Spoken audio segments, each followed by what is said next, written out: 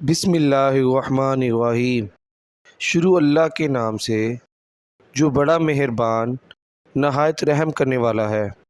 آج میں آپ کو حضرت سلیمان علیہ السلام کے واقعے کا ایک قصہ دعوت مخلوق سناؤں گا۔ ایک دن آپ کو لوگوں کی دعوت کرنے کا خیال آیا۔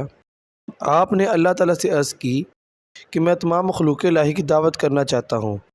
اللہ تعالیٰ نے فرمایا، اے سلیمان، مخلوقات کو روزی دینے والی ذات تو میں ہوں، تم تو میری ساری مخلوقات کو ایک وقت کا کھانا بھی نہیں کھلا سکو گے۔ حضرت سلیمان علیہ السلام نے دوبارہ عرض کی، اے پروردگار، جو کچھ میرے پاس ہے وہ بھی تیرا ہی عطا کیا ہوا ہے، اس سے میں تیری مخلوق کی دعوت کرنا چاہتا ہوں۔ ان کے اصرار پر اللہ تعالیٰ نے ان کی خواہش قبول کر کے انہیں اجازت عطا کر دی۔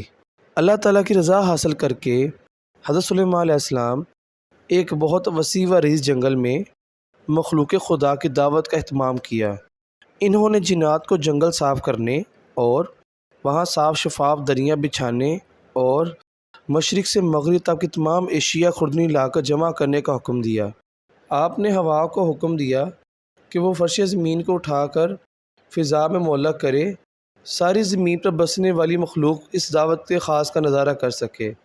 آپ کے حکم تمیل میں سنگ خارا کی نہایت وسیع 7 لاکھ دیگوں میں کھانا پکایا گیا۔ جب کھانا پک کر دعوت کے لیے تیار ہو گیا، ایک مچھلی نے آ کر حضرت سلیمان علیہ السلام کی خدمت میں عرض کی، یا حضرت، مجھے بھی آج حکم ہوا ہے کہ آپ کی دعوت کھاؤں، اس لیے مجھے کھانا کھلائیں۔ یہ سب کھانا اسی دعوت کے لیے ہی ہے۔ اگر تو صبر نہیں کر سکتی تو بسم اللہ پڑھ لے اور جو کچھ تیار ہے اسے کھانا شروع کر دے۔ حضرت سلیمان علیہ السلام نے کہا۔ آپ کی اجازت ملتے ہی مچھلی نے کھانا شروع کر دیا اور جتنا بھی کھانا تیار تھا تمام کھا گئی۔ پھر بولی، یا حضرت، ابھی میرا پیٹ نہیں بھرا۔ اے مچھلی، تو تمام مخلوقات کا کھانا اکیلی کھا گئی اور ابھی بھی تیرا پیٹ نہیں بھرا۔ حضرت سلیمان علیہ السلام نے حیران ہو کر کہا، یہ تو صرف میرا ایک ہی نوالا تھا۔ حضرت، مچھلی نے جواباً کہا، میں تو روزانہ ایسے 3 نوالے کھاتی ہوں۔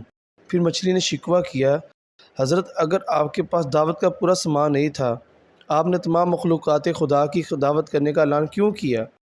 یہ سن کر حضرت سلیمان علیہ السلام فوراً اللہ کے حضور جھک کے اور اللہ تعالیٰ سے معافی مانگتے ہوئے کہا، تمام مخلوقات کی دعوت کرنے کی ان کی آرزو محض خواب تھی، کیونکہ تمام مخلوق کو روزی دینا صرف تیرا ہی کام ہے۔ یہ قصہ اپنے اختتام کو پہنچا۔ اللہ حافظ۔